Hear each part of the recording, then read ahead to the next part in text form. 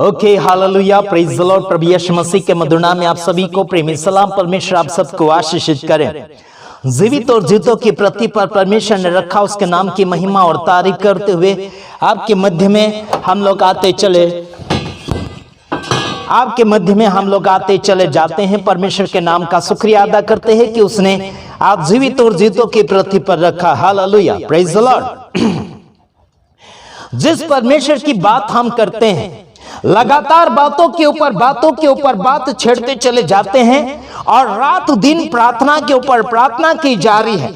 लोगों ने प्रभु यीशु मसीह के बारे में प्रचार करना रात दिन एक कर दिया है और सच्चाई के अनुसार आगे बढ़ने के लिए बहुत कुछ कोशिश कर रहे हैं। उन सभी का हम शुक्रिया अदा करते हैं और उन सभी का हम धन्यवाद भी करते हैं। परमेश्वर उन्हें बहुतायत से आशीष करता चला जाए और लगातार वो आत्मिक जीवन में फलवान होता चला जाए। लोग जो प्रभु यीशु मसीह के सच्चाई को बांटते चले जा रहे हैं, रात दिन एक करते चले जा रहे हैं, उन सभी का हम धन्यवाद देते हैं और सैल्यूट भी करते हैं। साथ ही साथ अनंत जीवन पाने के लिए लोगों ने बहुत कुछ कोशिश करने के लिए तैयारी कर ली है। कुछ लोगों ने धर्म को धिक्कारना शुरू किया, कुछ लोगों ने धर्म का विरोध शुरू किया, कुछ लोगों ने अपने आप को बड़ा करना शुरू किया और कुछ लोगों ने बहुत कुछ कारनामा शुरू कर दिया है।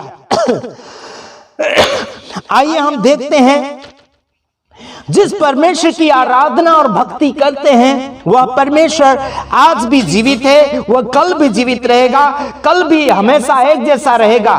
युगानुयुग परमेश्वर एक जैसा होता है और उससे परमेश्वर का हम धन्यवाद करते हैं कि आज उसने आपको और मुझे जीवित लोगों के बीच में रखा ताकि जीवित परमेश्वर के वचन को हम बांट सकें। Hallelujah, praise the Lord.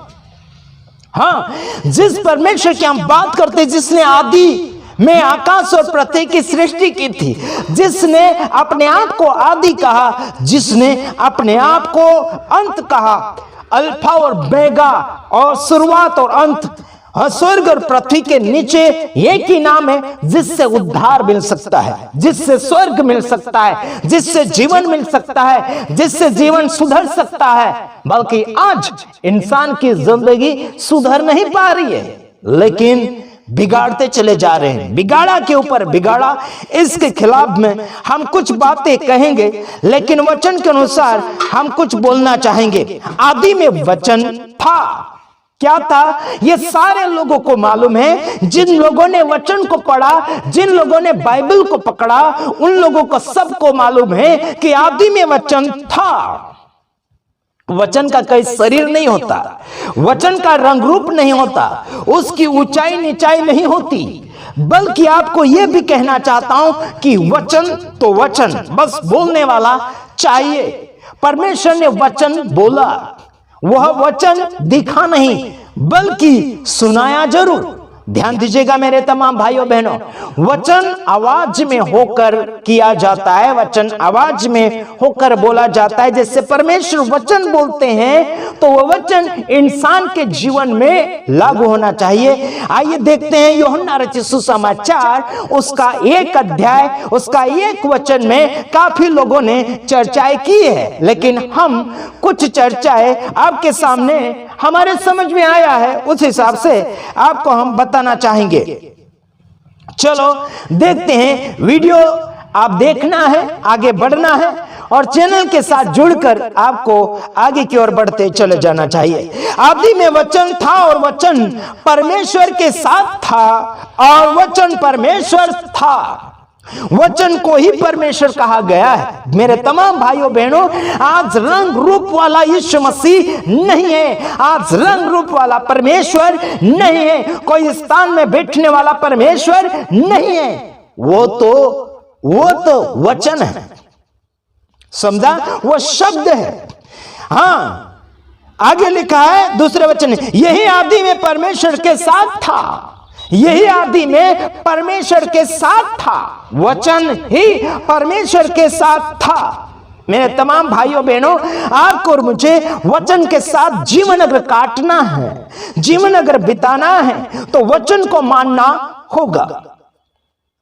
आपको बीमारी से परमेश्वर बचाएगा। आपकी बीमारी क्षण भर में चली जाएगी। आप विश्वास करेंगे, वचन को इस्तेमाल करते हुए आगे की ओर परमेश्वर आपको विजेता दिलाएगा।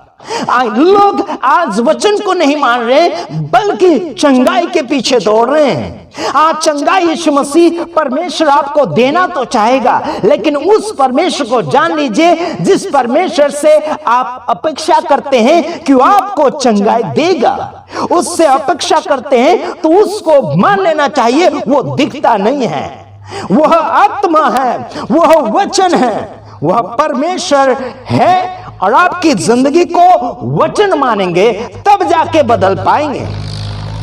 हेलो, आपको समझाना चाहता हूं, मैं परमेश्वर के वचन के साथ आपको बढ़ाना चाहता हूं। जिस परमेश्वर की जानकारी, जिस परमेश्वर के बारे में हम जान रहे हैं, वह परमेश्वर देह रूप में नहीं है, वह परमेश्वर आवाज में है, यानी कि वचन में है। वह परमेश्वर फोटो में या फिर कोई भी प्रकार की तस्वीरें या फिर प्रतिमा में नहीं है, और ना ही कई सन त्योहारों में वह खुदा नहीं है। चलो देखते हैं अगली बात, आगे देखते हैं। सब कुछ उसी के द्वारा उत्पन्न हुआ, और जो कुछ उत्पन्न हुआ है उसमें से कोई भी वस्तु उसके बिना उत्पन्न न हुई। Hallelujah, praise the Lord. कई बार लोग विरोध करते हैं, हमारे परमेश्वर ने यह बनाया तो उस परमेश्वर को क्यों मान रहे हैं। ज्योति शर्मा ने भी विरोध किया था, कोई बात नहीं, धन्यवाद, विरोध कीजिएगा। लेकिन जिसके बारे में हम जानते नहीं उसके बारे में क्यों चर्चाएं करना। मैं आपको यह बताना चाहता हूं, जिसके बारे में विरोध करते हैं उसके बारे में पहले बातचीत कर लेना चाहिए, सीख लेना चाहिए और उसका सुधारा करके आगे की ओर बढ़ना चाहिए। यहां लिखा सब कुछ उसी के द्वारा उत्पन्न हुआ है, उसके बिना कोई भी प्रकार की चीजें नहीं बनी। उसने बनाया, जमीन आसमान को बनाया, जमीन आसमान के ऊपर नीचे रहने वाली चीजें और कुछ प्रकट होने वाली चीजें हैं, वह सब कुछ उसी के, उसके ही बात के द्वारा, या फिर उसके बिना कुछ प्रकट नहीं हुआ, उसके बिना कुछ बना नहीं है। वाह, तो हम इस परमेश्वर को छोड़कर किसी और के पास क्यों जाएं, किसी और के पास घुटने क्यों टेकें। किसी ने कहा गाय को मानिए क्योंकि वो मां है। हमने कहा चलो ठीक है, आपको हम बताते, अगर परमेश्वर हमें गाय अगर मां देता तो उससे हम पैदा होते, या फिर उसके जैसे हमारे भी बच्चे होते। हम इंसान के तरह क्यों हैं, हम और जानवरों के तरह क्यों नहीं है। सबको परमेश्वर ने अलग अलग देह दिया, अलग अलग शरीर दिया। जिस जानवरों को अलग अलग शरीर दिया और झाड़ पौधों को अलग अलग शरीर दिया। सबको परमेश्वर ने अलग अलग रंग रूप दिया है, अलग अलग उनकी हाइटें दी है। सबको परमेश्वर ने अलग अलग दिया। मेरे कहने का मतलब है, अगर आप लोग कहते हैं कि गाय को मां कहते हैं तो आपका बाप हो गया सांड। सांड यानी कि बैल। क्या यार, जीव जानवरों को अपने रिश्तों में आप लोग जोड़ रहे हैं। पालतू पशु को आप पाल सकते, कोई बात नहीं, लेकिन उसे अपने रिश्ते में किस रीति से बोल सकते हैं, मां या फिर बाप? बिल्कुल नहीं। एक ही बाप है, एक ही बाप है, ऊपर वाला है। अगर दुनिया का बाप कहोगे तो वो भी एक ही बाप होता है, एक ही मां होती है।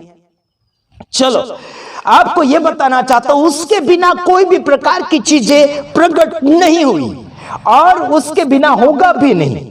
मैं आपको यह भी बताना चाहता, अगर लोग विरोध करते हैं यीशु मसीह के नाम में पास्टरों को, सेवकों को मार तोड़ किया जाता है, तो आपको इतना बताना चाहता हूं कि वो बिना ज्ञान वाले लोग हैं जो विरोध करते हैं।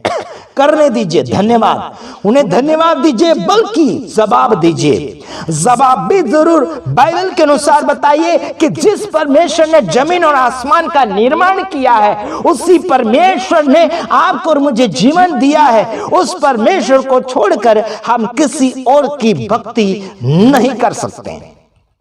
और ना ही उसके सामने झुकाई कर सकते, नहीं झुक सकते। हमारा खुदा जिसने जमीन और आसमान को बनाया, सारी चीजों को सुंदर रीति से बनाया, सारे लोगों को सांसों की धड़कने देता, जिन जो जीव जानवरों को सांसों की धड़कने देता, हर एक का पेट भरता है, जीव जंतु का हो गया या फिर इंसानों का हो गया, सबका पेट भर के वो जिंदा रख रहा है। क्या उस खुदा को, उस उपकारी परमेश्वर को, उस दानी परमेश्वर को, उस भले परमेश्वर को छोड़कर क्या हम गूंगे और बहरों के पीछे क्या जा पाएंगे? बिल्कुल नहीं हो सकता। एक जगह पर बैठने वाला इंसान या फिर कोई मूर्ति काम नहीं देती, आगे की ओर बढ़ने का काम है, आपकी जिंदगी बन ही जाएगी। चलो अगला वचन हम आगे की ओर पढ़ते। देखो यहां हमने देखा कि उसके बिना कुछ भी नहीं बना, तो उसी परमेश्वर को मानिए, उसके वचन मानिए, आप बिना बीमारी से आगे बढ़ोगे, आप रुकोगे नहीं, आप बढ़ते चले जाएंगे। खुदावंद सलामत रखना चाहता है आपकी जिंदगी को। चलो अगला वचन, अगला वचन, चौथा वचन, उसमें जीवन था और वह जीवन मनुष्य की ज्योति थी। वाह क्या बात है यार, उसमें जीवन था और वह जीवन मनुष्य की ज्योति थी। यीशु मसीह के बारे में चर्चाएं हो रही है। उसमें जीवन था और उसमें उस जीवन के द्वारा मनुष्य की ज्योति था। वो आप और मैं ज्योति को छोड़कर कैसे जा सकते हैं? आप और मैं उजाले को छोड़कर के अंधकार में कैसे जा सकते हैं? कौन कहता है कि अंधकार में रहना उससे बहुत पसंद है? बिल्कुल नहीं, हमें तो बिल्कुल पसंद नहीं। हम लाइटें बहुत इस्तेमाल करते हैं। अभी एक लाइट ऊपर लगा है, एक और साइड में लगा है। मेरे तमाम भाइयों बहनों, खुदावन के कलाम बाटो उजाले में, अंधेरे में नहीं। खुदावन का कलाम, खुदावन का काम बाटो उजाले में। रात दिन खुदावन का काम हमेशा एक जैसा होना चाहिए। आगे की ओर हम आपको बढ़ाने के लिए कोशिश करेंगे, बल्कि आपको आगे बढ़ लेना चाहिए। बल्कि आपकी ज्योति यीशु मसीह है, आपका उजाला यीशु मसीह, आपकी जिंदगी यीशु मसीह है। वफादारी के साथ अगर इंसान जीता है, वफादारी के साथ अगर इंसान जीता है, तो खुदा उसकी हिफाजत करता है, उसकी रखवाली करता है, उसको सेफ्टी में रखता है। ये एक धनवान की जैसे बातें हमें याद आती है। उसने कहा अनंत जीवन पाने के लिए मुझे क्या करना होगा?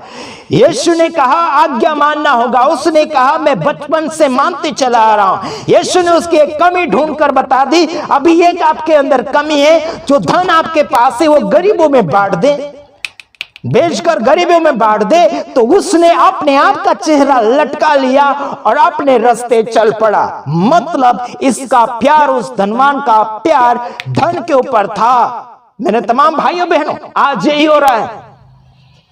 किसी को भलाई नहीं करने दे रहे हो, भलाई जो कर रहा है उसको करने भी नहीं दे रहे।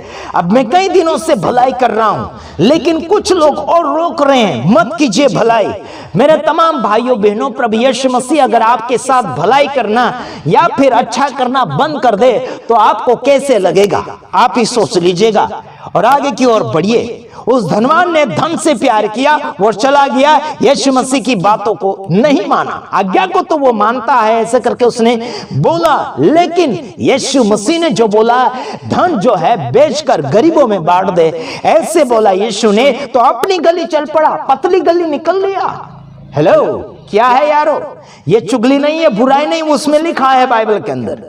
आज संसार भर में ऐसे ही होते चला जा रहा है। जो पैसे की बातें आती लोग भागते हैं, लेन देन की बातें आती लोग भागते हैं, भलाई की बातें आती लोग भागते हैं, है ना। बाकी संगति, खाने पीने की बात अगर करेंगे तो दौड़े चले आएंगे। लेकिन मैं आपको यह बताना चाहता हूं, खाने पीने के लिए सेवकाई मत कीजिए, खाने पीने के कारण सेवकाई को मत बिगाड़िए। इसी में आप सबका भला होगा, आप सबका विकास होगा। परमेश्वर आपकी जिंदगी को बड़ी माहिरता के साथ आगे बढ़ाएगा। इसी में आगे बढ़िए। परमेश्वर सलामत रखना चाहता है। काफी लोगों ने हमारा विरोध शुरू कर दिया। कीजिए, प्रभु आप सबको आशीष करे। हमारी दुआएं हैं आप सबके लिए कि आप बचे जाए और आपकी जिंदगी आशीषमय बन जाए। मेरे एक मित्र आए थे, उन्होंने कहा कि कुछ जगह बैठकर हमारी चर्चाएं की जाती है विरोध के भावने से। कीजिए धन्यवाद। प्रभु आप सबको आशीष करें। जब तक आपके अंदर वो गुण रहेगा तब तक उस गुण को इस्तेमाल करते चले जाओगे, बल्कि जब प्रभु यीशु मसीह का प्यार और मोहब्बत आता चला जाएगा, जिंदगी बदलते चले जाओगे। जीवन पाने के लिए आपको जीवन की बातें बांटना पड़ेगा। जीवन के अंदर जो बातें हैं, जो चीजें हैं आपके साथ जुड़ी हुई, उन चीजों को भी इस्तेमाल करना होगा सेवकाई क्षेत्र में। आगे की ओर बढ़िए। प्रभु आप सबको आशीष करें। बीते हुए दिनों में हमने एक पुरानी गाड़ी खरीदी थी, मतलब 2 साल 4 साल पहले। हाँ, तो उस समय हमने पुरानी गाड़ी खरीदी थी। कुछ सालों के बाद हमने खुद के लिए नई गाड़ी खरीदी। उसके बाद हमने क्या किया कि पुरानी जो गाड़ी थी हमारे मित्र को ऐसे ही भेंट में दे दिया। मेरे तमाम भाइयों बहनों, ऐसा लगा कि मैंने कुछ अच्छा काम किया, बल्कि वहां निराशा नहीं हुई, वहां दुख नहीं हुआ, वहां कमजोरी जैसी महसूस नहीं हुई, बल्कि हमें बड़ा आनंद मिला। प्रभु का अनुग्रह है कि आनंदित रख रहा है। प्रभु की स्तुति हो।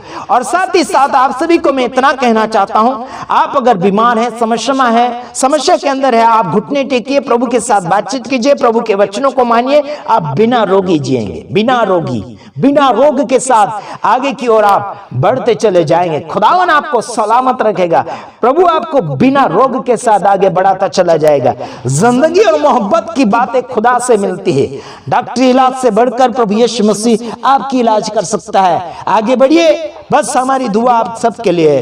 प्रभु आपको सलामत रखे। दूसरे वीडियो में हम आ रहे हैं, तब तक के लिए हम आपसे विदाई लेना चाहते हैं। God bless you. प्रभु आप सबको आशीष करें। आमीन।